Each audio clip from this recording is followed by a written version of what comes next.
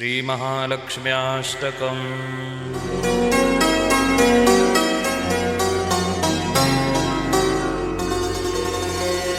इंद्र उवाच नमस्तेस्तु महामाये श्रीपीठे सुरपूजिते शङ्खचक्रगदाहस्ते महालक्ष्मी नमोस्तुते।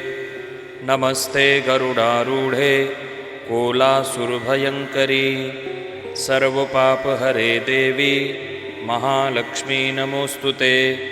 सर्वज्ञे सर्ववरदे सर्वदुष्टभयङ्करी सर्वदुःखहरे देवी महालक्ष्मी नमोस्तुते। सिद्धिबुद्धिप्रदे देवी भुक्तिमुक्तिप्रदायिनी मन्त्रपूते सदा देवी महालक्ष्मी नमोस्तुते। आद्यन्तरहिते देवी आद्यशक्ति महेश्वरी योगजे योगसम्भूते महालक्ष्मी नमोस्तुते।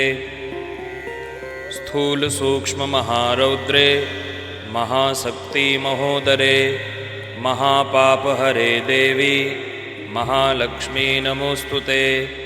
पद्मासनस्थिते देवी परब्रह्मस्वरूपिणी परमेशी जगन्मातर महालक्ष्मी नमोस्तुते।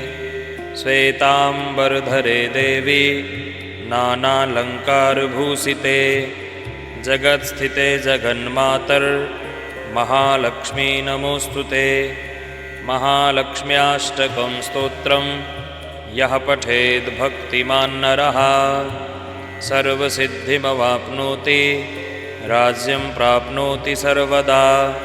एककाले पठेन्नित्यं महापापविनाशनं द्विकालं यः पठेन्नित्यं धनधान्यसमन्वितः त्रिकालं यः पठेन्नित्यं महाशत्रुविनाशनं महालक्ष्मीर्भवेन्नित्यं प्रसन्ना वरदा शुभा। श्रीमहालक्ष्म्यार्पणमस्तु।